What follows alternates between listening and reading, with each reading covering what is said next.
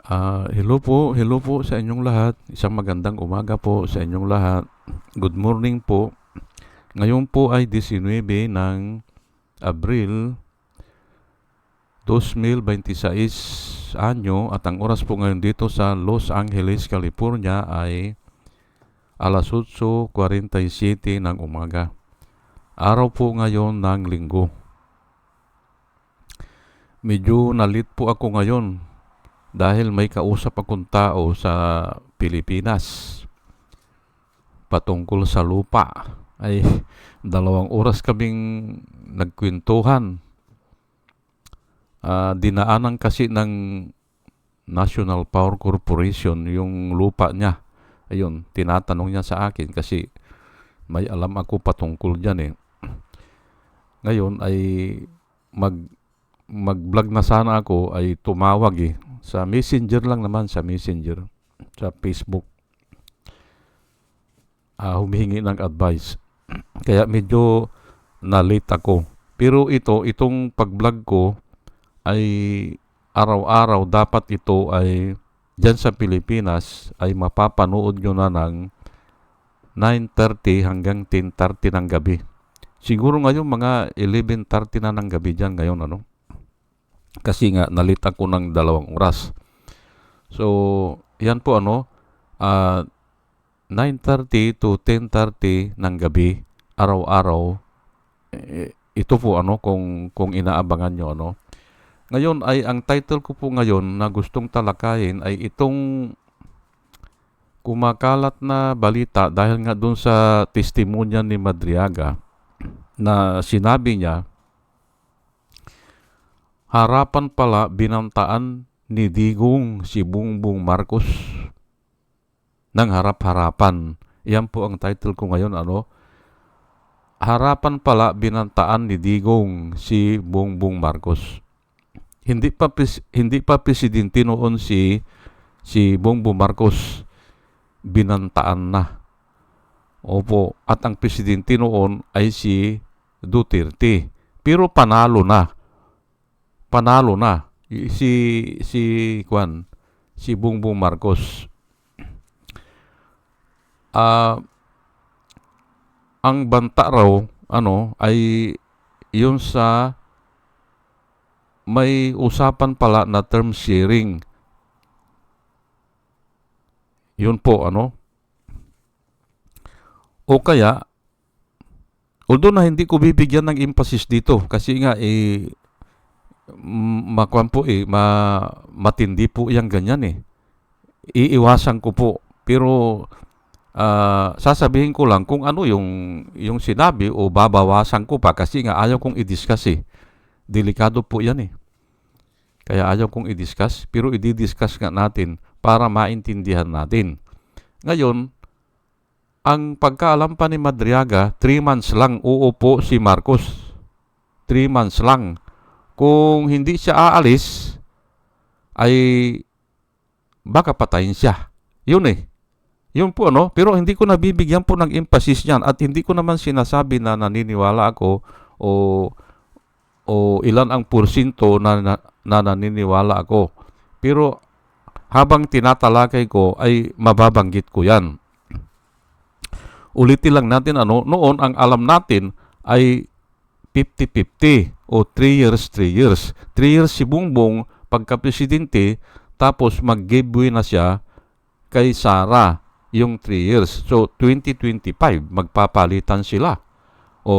2025 kasi 2022 po nananalo si Bongbong Marcos, hindi ba? At si Sara Duterte. Ay naniniwala naman ako dito kay Madriaga na maari narinig niya ngang ganon. Maari nga. Kasi nga kung sa tunay na buhay, pwede talaga Pwede. At yung pagka-istorya niya, talagang angkop na angkop sa tunay na buhay. Opo. Ito halimbawa, sinabihan ni Duterte si Bongbong Marcos, yung usapan term sharing kung hindi ka aalis, papatayin ka. Ngayon, ang reaction daw ni Bongbong Marcos, hindi raw umuo, hindi nagsalita ng negative, basta yumuko lang daw o parang tumango o walang sagot. Kaya ako, parang naniniwala ako doon. Kasi nga mga politiko po yan eh. Ang mga politiko ay hindi naman kukontra yan eh. Kung nakita nila na advantage yung isa. Pero kung nasa teritoryo niya, ay doon siya mag-iingay, doon siya sasagot. Ay presidente pa si Juan noon, si Duterte eh. At hindi ko alam kung saan yan, saang lugar nangyari. Kung sa bahay ni Digong o sa Malacanang o saan yan. Kaya maaring talagang hindi sasagot si Bongbong Marcos. Kahit na ako siyempre isisipti ko muna ang sarili ko. Alaga naman sasabihin ko, ay hindi pwede yan. Wala tayong usapan na ganyan. Maaring nga mayroong ganon na usapan. At yan na nga ang tinalakay ni Percy Lapid noon. At yan na rin ang tinatalakay ko noon sa dyaryo. 2016 kasi nanalo yan si Juan si Duterte. 2016. Ngayon, ito namang si Bongbong Marcos ay 2022. Pero noong 2022 ay nagsusulat pa ako sa mga dyaryo noon doon sa comment section sa Philippine Daily Inquirer. Doon sa comment section lang, hindi naman sa comment section. Kasi nga, tinatalakay nung mga Duterte na nagsusulat doon, mga vloggers o mga na si Sara ay uupo ng after 3 years. Ayun na. Kaya tinatalakay ko yan. Ay wala tayong magagawa kung mayroon silang agreement na gano'n. Hindi ba? Maaring posible din Kasi nga, sure winner Kahit na ako rin ay ibuboto mo ako? Kahit anong pakiusap mo sa akin, ay okay lang. Pero afterward, medyo iba na. Hindi ba? Afterward. Yun lang naman. Naturalisa sa tao. Naturalmente sa tao yan. Na para ibuto ka, ay lahat yan okay ka Yan po baka nga totoo na mayroong ganon. Okay. Ngayon ay, sige. Sang-ayon kay Madriaga, nakita niya, narinig niya, may term sharing agreement sila at kailangan itong tuparin. Hindi ba? Kailangan tuparin. Yun. Ay kung hindi raw at yung ang pagkarinig niya 3 months ka lang ay kailangan bababa na o mamamatay siya o papatayin siya o magkakagulo, ganon. Pero nga wag na nating pag-usapan yan talakayin na lang natin ang ibang topic, Pero yan pa rin. Ngayon, kung may term sharing ba na agreement sila, bawal ba yun? Ay depende na po yan. Kung ang pag-usapan natin ay tao at saka si Marcos, bawal yan. Kasi nga, kung ibuto man siya, ay 6 years yan Ibinuto siya ng 6 years, ay bakit bababa siya? Bawal yan. Pero kung ang nag-uusap lang ay si Marcos at saka si Sara, walang bawal dyan. Hindi ba? Aywan ko pero para sa akin, walang illegal dyan. Kasi pwede naman bababa yung presidente, automatic magiging presidente ang vice president. Hindi ba? Wala pong bawal dyan. Palagay ko, wala namang immoral dyan. Yan ay agreement nila yan pero nga, sa mata ng tao, niloko nilang tao. Niluloko lang nilang tao. Kasi nga, ay para sure winner sila, ay ganun nga. Sanib pwersa sila para lalakas sila. Pero ako, mayroon po akong isang theory na hindi pwedeng maalis yan, na niloko lang nila ang eleksyon. Niloko lang nila, dinaya nila ang eleksyon. Pwede naman kasi presidente si Duterte, hindi ba? Presidente siya, kaya niyang dayain yan. Ngayon, ang kuwan ko doon, ang pagkaintindi ko doon, dinaya ko yan, pero aalis ka ng after 3 months.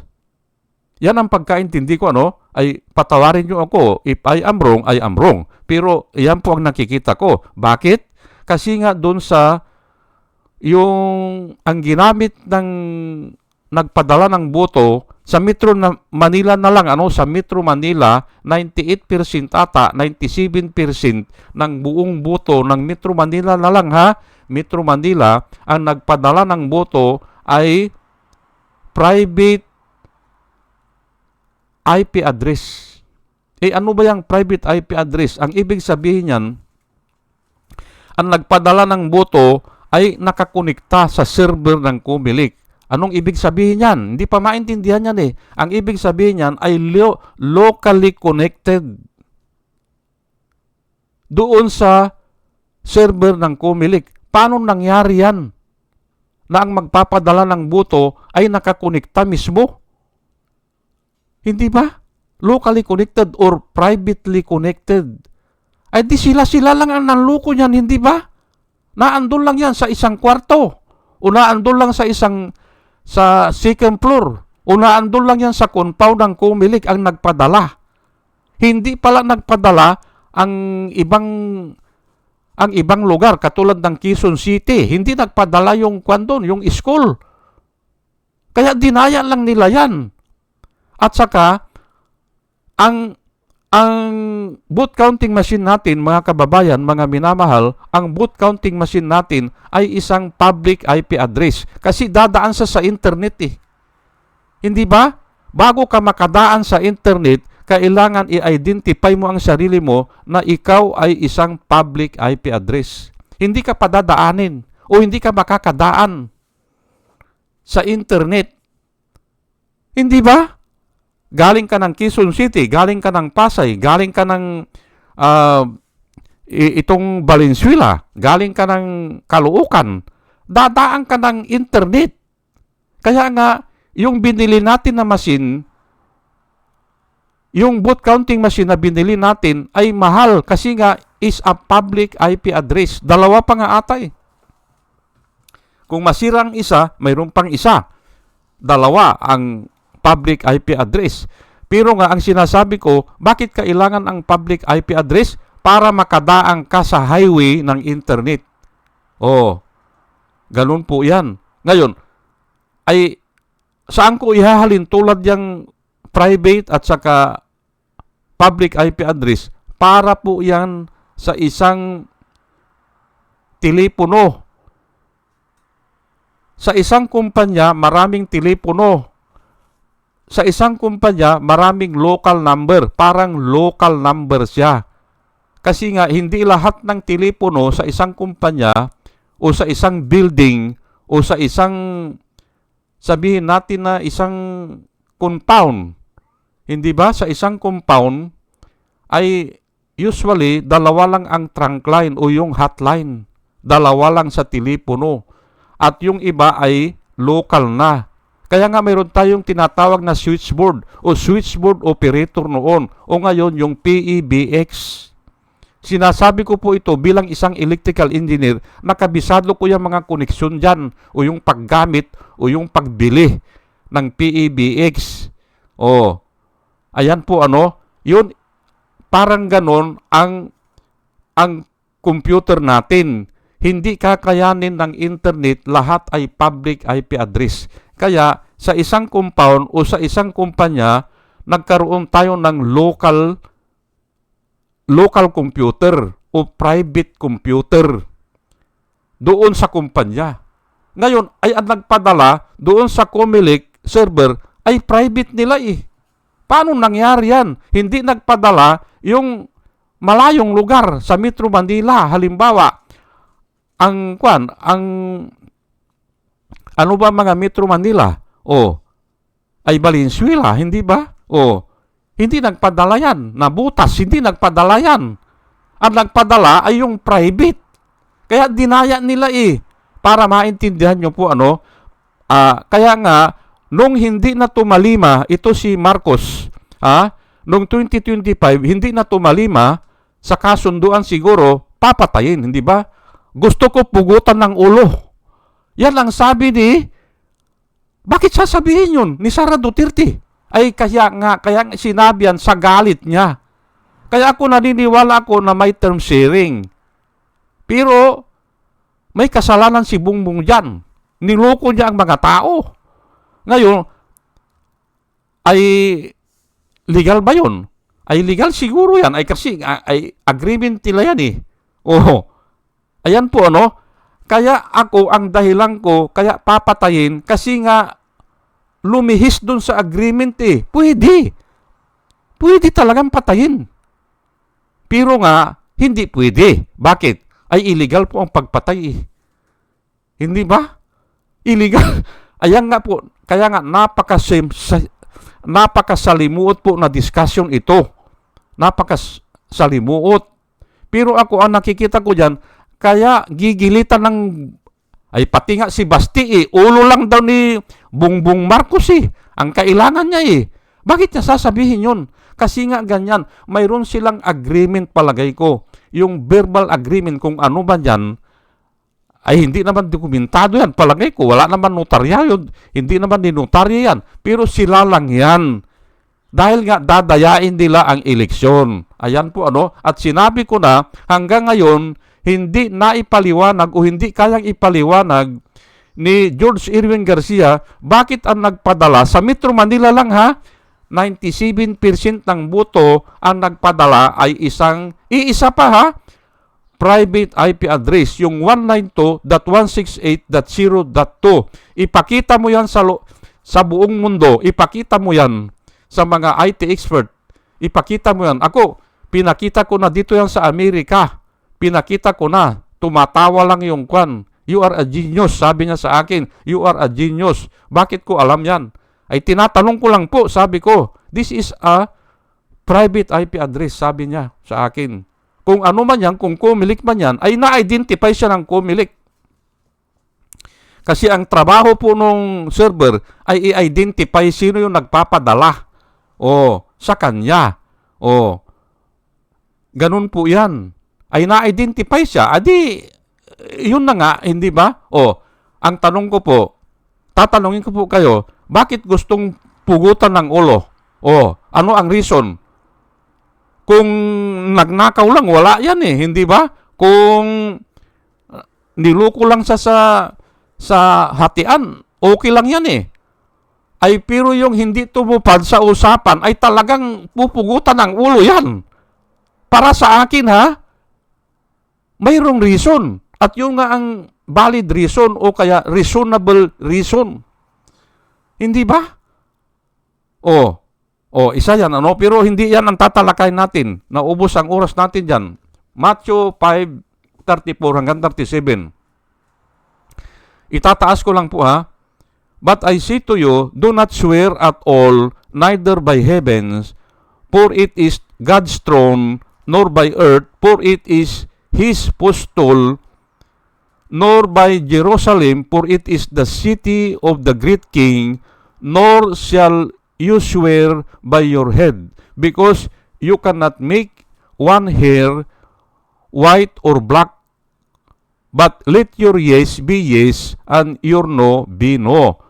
For whatever is more than this is from the evil. Kinuha ko po ito kasi nga sa agreement ay dumadagdag po hindi ba? Dumagdag dun sa sinabi ni Duterte na papatayin ka. Ay bakit dagdagan mo ng ganon? Hindi ba? Is evil. Ang nakasulat po ay evil. Ulitin ko lang for whatever is more than this, dun sa yes or no, whatever is more than this is from the evil one. Ayan po, kaya ko kinuha yan. Pwede kang magsalita ng yes, pwede kang magsalita ng no, o kaya, ang sabi dito, huwag kang magsusumpa na gagamitin mo ang heaven. Kasi nga, ay God's throne yan na andun ang kaharian ng Diyos. Huwag ka rin magsumpa, gagamitin mo ang earth o ang itong mundo. Kasi nga, tungtungan lang yan ng paa ng Diyos, tungtungan, footstool. nor Jerusalem, kasi nga naandyan ang magiting na hari o city of great king yan eh. Sabi niya eh. At huwag mong gagamitin ang ulo mo o yung buhay mo kasi nga ay hindi mo naman kanya mapaitim o mapaputi ang buhok mo. Kahit na isang buhok mo. Sabi niya, let your yes be yes and your no be no. Anything add to this is from evil. Ayan po ano, kaya ko kinuha yan. Nakikita natin na naandun na mga evil. Bakit dadagdagan ngayon? Bakit dadagdagan ni Duterte ngayon? Kung sakali man na totoo, ano? Kung sakali man na totoo, bakit bakit dadagdagan niya na papatayin ka? Kung 3 months hindi mo ibinigay. Ayan po hindi ba? Pero hindi na ako magkuhan dyan, hindi na ako magtagal dyan. Walang kwenta yan eh. Walang kwenta. Pero nga ay ina-analyze lang natin ano. Galatians 3:15. Aywan ko kung dapat ito ang mauna itong isa. Pero maganda po ano. Galatians 3:15, brother, sabi niya, I speak in the manner of man. Di ba? Though it is only a man's covenant, yet if it is confirmed, no one annuls or adds to it. Ang sinasabi po dito, ang sabi ni Paul ay ako ay nagsasalita bilang isang tao o bilang ordinaryong tao in the manner of man na kung may covenant o may agreement na ganyan, may agreement pala daw sila eh na 50-50 o term sharing though it is only man's covenant, wala nga pinirmahan eh. Wala po yan. Yet, if it is confirmed, no one annuls or add to it. Ayan po, ang sinasabi ko sa inyo, ano? Pero nga, legal ba yan? Ay, depende na po, Kung sinong titingin yan, kay Duterte, legal yan. Kasi nga, sa kanila yan eh. O kay Bongbong, legal yan. May term sharing. Pero, susunod ba siya? Hindi ba? Susunod, ikaw presidente, susunod ka. Tika muna. Kaya nga siguro, hindi siya umuo, hindi siya tumango, hindi siya nagsalita. Kasi nga iniisip niya, bakit ako papayag dyan? Presidente na ako after a month. Hindi ba? Kasi ang turnover ceremony, June 30 po eh. Hindi ba? Baka kinausap ito mga kung ang election ay May 9 o May 10, baka kinausap ito May 15 eh. 1.5 month na lang siya na ang uupo. Hindi ba? Okay na. Basta nobody can annul or nobody can add. Ayan po. Bakit nga dinagdagan niya na parang ang sabi ay pupugutan ng ulo. Hindi ba? Sabihin na natin na ganyan para maintindihan na natin, hindi ba? Dagdag lang po yun. Anything that is added is from evil. Ayan po, no? Ngayon, ito po, Hebrew 9:16, 17. In the case of a will, maganda po ito Maganda po ito Alam nyo po, natututo po kayo dito In the case of a will, ano po ito? Last will and testament po ito o yung testamento po ito, will. Testamento. In the case of a will, it is necessary to establish the death of the one who made it. Totoo naman po yan pero ipapaliwanag ko yan. Ito nga yung topic ko kanina yung donation, deed of donation doon sa kausap ko. Dinonate yung lupa sa kanya. Ito nga in the case of a will, it is necessary to establish the death of the one who made it.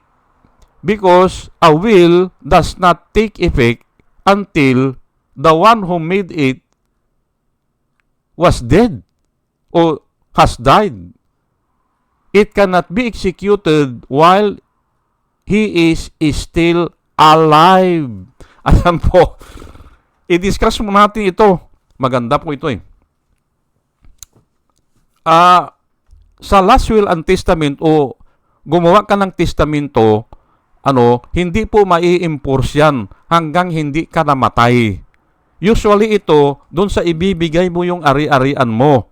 Ano? Ibibigay mo yung ari-arian mo doon sa pamangkin mo o doon sa kaibigan mo. Itong portion na ito ay ibibigay ko dito sa kasamahan ko o yung nag-alaga sa akin. Pero hindi na niya matatanggap yan kung hindi siya mamatay. It is necessity for the death of the testator. Kasi nga, ay pwede niyang bawiin yan eh. Hindi ba? Pwede niyang bawiin eh, na ay hindi na ako ginagalang eh, o hindi na ako tinutulungan, o hindi na ako inaalagaan eh. Paano ko pang ibibigay yan? Yun po it is a necessity for the death of the testator. Ayan po. Yung nagbigay ng lupa, kung mayroon man yan. Ay ngayon, because a will o yung testament does not have effect until the one who made it has died. Ayan po eh. Hindi ba? It can not be executed while he is still alive. Pinili ko po ito kasi nga ay buhay pa si Bongbong eh. Buhay pa eh at nag-jumping jack pa nga eh. Nag-jogging, nag-jumping jack. Malakas pa. Ay bakit papalit na si Sarah?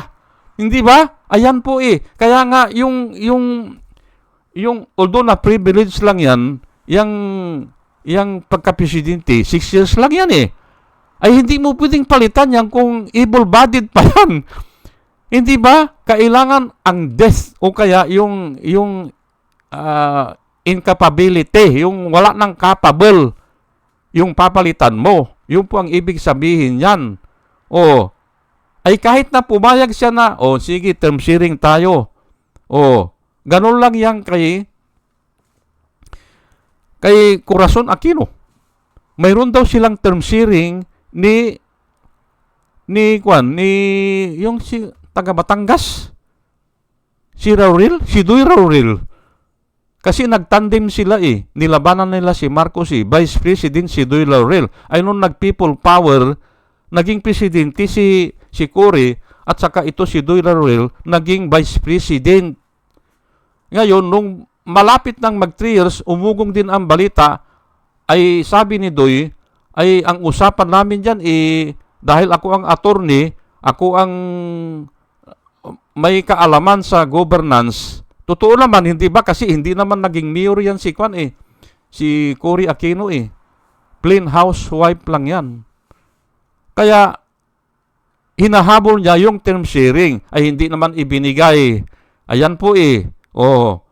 Pero, yung sa ganon, okay lang yun. Walang kwandon. Ay ito kasi ay lulukuhin nila ang eleksyon eh. Hindi ba?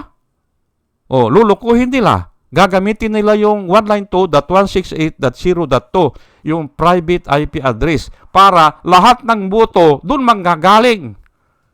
Buong Pilipinas mo yan. Paano mananalo si Lini dyan? Hindi ba? Paano mananalo ang mga oposisyon dyan? Number 1 nga si si Buisili. Si Padilla, number 1. Bobo ba mga tao? Bakit ibubuto yan? Ay bakit ibubuto? Bakit number 1 yan? Hindi ba? Dinaya lang nilang eleksyon. At yan ang gusto ng China. Ang mga senador natin, 25. Walang kwintang tao. Kasi nga, kaya nila tayong sakupin eh. Kasi nga, walang kwinta eh. Hindi attorney, hindi ba? Anong sasabihin yan dyan? Anong ipaglalaban yan? Hindi ba? Kaya nga sa susunod, mga kababayan, mga minamahal, ilaban natin, wag na yung vote counting machine ang bibilang. Kasi kaya nilang lukuhin yan. Kung sino ang malakas ang loob, kung sino ang may pira, o kung sino ang ilalakad ng China, siya ang mananalo dyan. Pati mga senador po. Maliban na lang sa mga lokal, kasi ang lokal, pwedeng bantayan yan ng lokal eh. Pwede yan eh, mga governor, maliliit lang na kwan yan eh. Mga congressman, ganun sa nangyari dyan sa Antipolo, hindi ba? Natalo yung manok ni Sarah. Hindi ba? Natalo. Nilampaso. Kasi nga, maliliit lang na porsyon eh. Kayang bantayan yan. Pero kung nationwide, mahirap po. Kaya nilang lukuhin ang butuhan. Yan nga, gagamit sila ng private IP address. At hanggang ngayon po, hindi na ipapaliwanag yan ni George Irwin Garcia. Bakit yun ang nagpadala ng boto? Anong nangyari doon sa mga binili natin na public IP address ng vote counting machine? Hindi. Walang nangyari doon. Nagsayang lang ng pira. Hindi ba? Ayan po O sige po at hanggang dito na lang po at dalayan ko po sa Panginoon bago po ako mag-umpisa, mga kababayan, mga minamahal, ay sana sa ating pakikinig ay magkaroon tayo ng wisdom na nanggagaling sa Kanya at i-bless niya po tayo, At muli mga kababayan, mga minamahal, isang magandang umaga po sa inyong lahat at salamat po sa inyong pakikinig. Salamat po ng marami. Salamat po.